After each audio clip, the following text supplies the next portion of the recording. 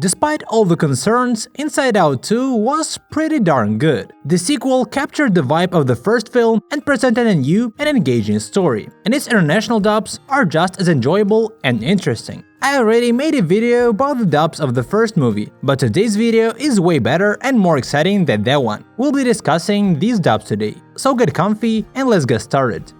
When the characters first encounter Pouchy, Anger loses his cool and starts cursing. However, in the Ukrainian version, it seems that he does it much more harshly than in the original. Take a look. Or exploding dynamite. Oh, for crying out loud!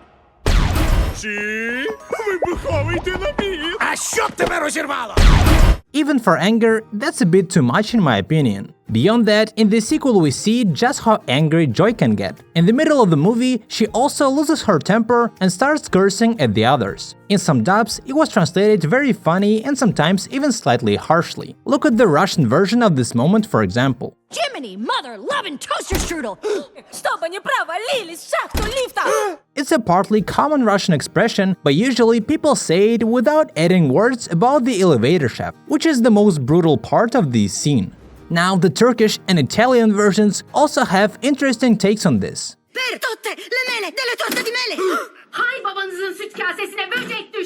In the French version, they added a French dessert here, and in the Czech version, Joy courses in German.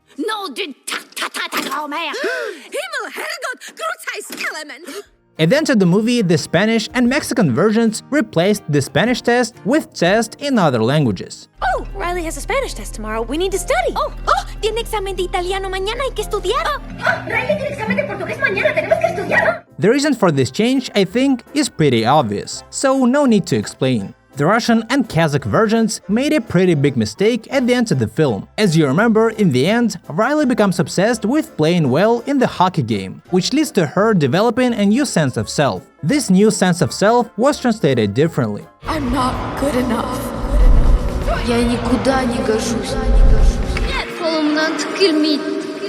This translation doesn't fit with what happens next in the movie. The phrase "I'm not good enough" implies that Riley is obsessed with winning and being the best. That's why she tries to play well and score as many goals as possible. But in the Russian and Kazakh dubs, it seems like Riley has already given up, so it's strange why she continues to do anything at all. What do you think about this translation? Now, in one scene, Joy jokingly calls Sadness a turkey. This was translated interestingly in Turkey. Here, Sadness is called a witch. Even this turkey. The new emotions, ennui and anxiety, were translated somehow differently in some versions. For instance, in German, anxiety is called doubt, and in Georgian, ennui is called apathy. That's ennui. On what? I'm anxiety. Ich bin Zweifel. It somehow deviates from the original. Also, in the Russian version, ennui doesn't have any French accent, while in the Ukrainian dub, she speaks French even more often than in the original. Oh la la, my phone? Where is my phone? Seriously? This is not happening. No, no, no, no, no! Oh la la, mon téléphone. De mon téléphone. Seriously? No, c'est impossible. No, no, no! Midway through the film, the French dub once again adds a reference to a French dessert. This time, it's this one. They really like their dessert, huh? Who likes banana bread? Qui aime les bonnes chouquettes? There's a moment in the movie where the characters read Riley's gossip. One of the gossip items about teachers was replaced with gossip about meat prices, which is very strange. It's unlikely that Riley would be interested in meat prices. The teacher's lounge has a hot tub? In another gossip, the names were changed to local equivalents in many versions. Here are some examples. Abby R's been texting Mike T, but Mike T's been obsessing over Sarah M. Pepita mensaje a Marquito, pero Marquito está muy obsesionado con Beresita.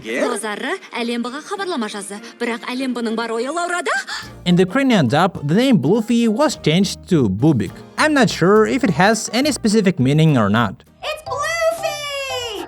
It's Bobby! In the post-credit scene, the Mexican version added a reference to a local meme. Joy says the phrase "y se marchó," which is a clear reference to the song Un velero llamado Libertad, which became a big meme some time ago. Y se marchó. Y se marchó. In the Georgian dub, they also changed the translation of this scene. In this version, it seems like Riley didn't just burn a hole in the carpet, but the entire carpet. They also added that she did it with matches. We burn hole in rug. In the French version, at the beginning of the film, they changed the name Janet to Maria. What was her name? I don't know, Janet or something. Whatever, let's just get rid of her. J'en sais rien, Marie Bidule, mais on va s'en débarrasser.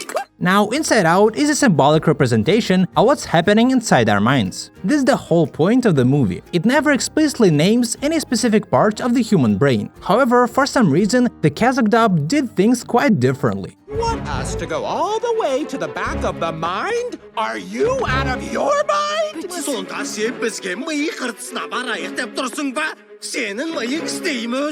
They directly mentioned the cerebral cortex and didn't use any symbolic expression. It's actually bizarre to hear this in Inside Out too. I don't know why they did it, but okay, let's move on. Now, Russians have made a pretty cool change to a scene translation involving sadness. This is in the house. Печаль вошла в чат. In the Italian dub, they changed the Latin phrase that Bluffy says in one scene. Hey kids, let's learn some Latin. Do you know quid pro quo? Ehi bambini, impariamo il latino. Vi dice niente d'aut des? Perhaps this has something to do with the specifics of Italy or the Italian language. If anyone has any ideas about why they did it, feel free to share them in the comments. Now, in the Georgian version, they changed the name of Riley's team. In the original, it's Foghorns, but in Georgian, it was replaced with Siren. With a foghorn.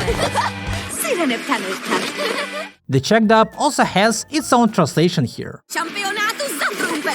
After the victory in the hockey game at the film's beginning, Riley's parents come to her and celebrate together. In the Russian version, they changed the father's wishes. Hockey scholarship, here we come. Следующая остановка, Олимпиада. Also, the Russian dub had many cool wordplays, but it's almost impossible to translate most of them clearly. But check out this one for example.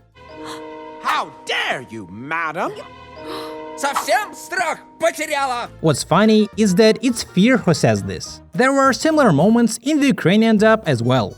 For some reason, the Ukrainian version exaggerated certain facts from the original. For instance, at the film's beginning, they changed the translation about Val-Ortiz. She made the Firehawks when she was only a freshman. That's really hard. Її взяли у вогняні орлиці, хоч вона і не дотягувала за віком. А це унікально. It seems like Val-Ortiz is even more of a prodigy now. Also, they changed something about Riley. It's unclear why. I was all over them in middle school. Я фанатіла від них у молодшій школі. As I mentioned before, Inside Out 2 turned out to be a worthy sequel, and it gives us some hope for Pixar's future films. The dubs of the second movie were also quite good. If you notice other exciting adaptations in different versions of Inside Out 2, please share them in the comments. I think many people would be interested in reading about them. See ya!